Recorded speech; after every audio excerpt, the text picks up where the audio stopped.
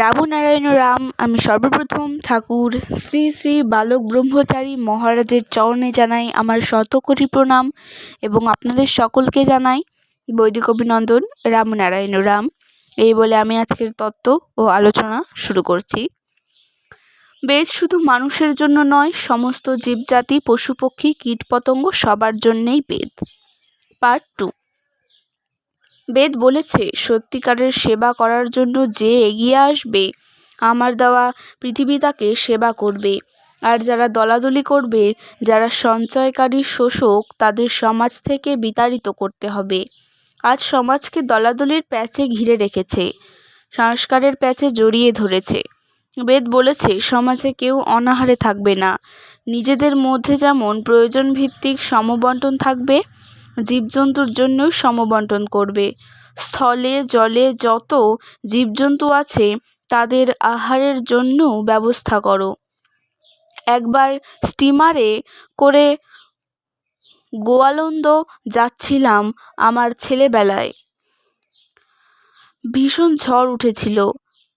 সারেঙ্গ তখন বলছে, আপনারা শান্ত হয়ে বসুন, সবাই এক জায়গায় গিয়ে স্টিমারকে এককাত করবেন না, স্টিমার তাহলে ডুবে যাবে। আজ সঞ্চয়কারীরা অভাবের সৃষ্টি করে সমাজকে এককাত করে রেখেছে। তারাই অসুর, তারাই রাক্ষস। তাদের বিরুদ্ধেই হবে তোমাদের আন্দোলন, বিপ্লব। ধর্ম হচ্ছে বাস্তবে সকলকে সমবন্টনে রাখা, সমসুরে রাখা। চারিদিকে চেয়ে দেখো, শোষকে ভরা সমাজকে সর্বনাশের মুখে ঠেলে দিচ্ছে। এরা বেদের সম্পূর্ণ বিরোধিতা করছে। রাজনীতি কাকে বলে? রাজনীতি হচ্ছে শ্রেষ্ঠ নীতি। যেখানে যুক্তি থাকবে, সুর থাকবে, সেখানে সত্যিকারের বিজ্ঞান থাকবে। আজ তা নেই। আমরা বেদের দণ্ড হাতে নেব, ন্যায়ের দণ্ড হাতে নেব, দুর্নীতি দমন করার জন্য ঝাঁপিয়ে পড়ব। এটাই ধর্মের কথা। শুধু স্বর্গের কথাই ধর্মের কথা নয়। আগে সমাজকে দেখো, সুষ্ঠু সুন্দর সমাজ গঠনের চিন্তা করো, তারপর স্বর্গের চিন্তা করবে। যে দেশে চক্ষু বুজে বীজ ছিটালে গাছ হয়, সেই দেশের এই অবস্থা কেন হলো? আজ কেন অভাব সৃষ্টি হলো এই দেশের বুকে? অভাব সৃষ্টি করে মানুষকে বিভ্রান্ত করছে কারা? সাধারণ মানুষের মুখের গ্রাস কেড়ে নিয়ে সঞ্চয়কারীরা একদিকে চালের পাহাড় করছে, ডালের পাহাড় করছে, মশলার পাহাড় করছে। আজ আমাদের দেশে বেদের শাসন হওয়া উচিত ছিল। বেদের যুগে কি ছিল? আজ হতে হাজার হাজার বছর আগে 8 থেকে 10 গ্রামের জমি একত্র করে চাষ করা হতো। সমস্ত শস্য এক জায়গায় রাখা হতো। ধরো 500 থেকে 700 গরু ছিল। দুধ দহন করে এক জায়গায় রাখা হতো। তারা দুধের পুকুর করত। সিমেন্টে বাঁধিয়ে চাল ডাল সব রাখা হতো। কেউ প্রয়োজনের অতিরিক্ত এক মুঠো বেশি নিত না। তখনকার গাভী ঘরে থাকতো না, বন থেকে এসে হাজার হাজার মণ দুধ দিয়ে যেত। এই যে সহযোগিতা ছিল পরস্পরের মধ্যে, এটা গল্প কথা নয়। বেদের যুগে চিকিৎসা শাস্ত্র কত উন্নত ধরনের ছিল। জার্মানরা এখান থেকে পুরনো পুরনো ফর্মুলা নিয়ে ওষুধ তৈরি করেছে। আজ তাদের ওষুধ পৃথিবী বিখ্যাত।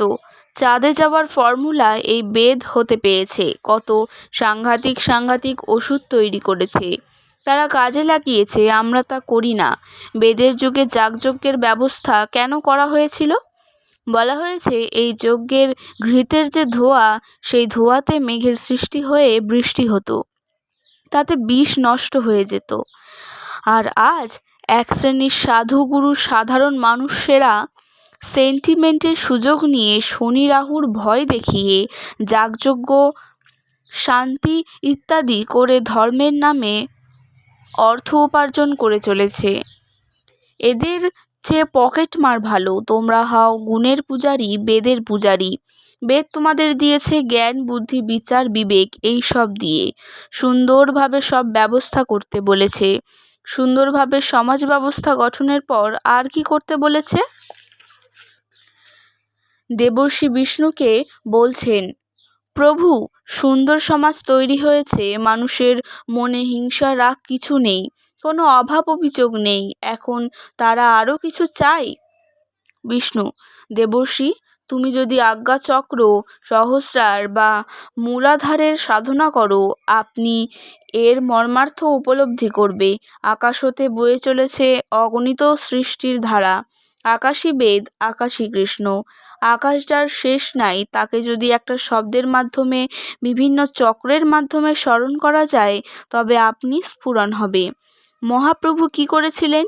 তিনি আকাশপানে দুহাত তুলে 16 নাম 32 অক্ষর বিলিয়ে গিয়েছিলেন। আকাশের বুকে রয়েছে অনন্ত কোটি গ্রহ উপগ্রহ। সারেগামার ন্যায় এই দেহবিনা যন্ত্রকে মূলাধার, স্বাধিষ্ঠান, মণিপুর, অনাহত, বিশুদ্ধ, আজ্ঞা ও সহস্রার এই সপ্তচক্রে বিভক্ত করা হয়েছে সাধকদের বোধগম্য করার জন্য। এই সমস্ত চক্রে সব কিছুরই বর্ণনা রয়েছে। আজকের তত্ত্ব ও আলোচনা আমি এখানেই শেষ করছি। দেখা হচ্ছে পরের ভিডিওতে। ভালো থাকবেন, সুস্থ থাকবেন। রামনারায়ণ রাম।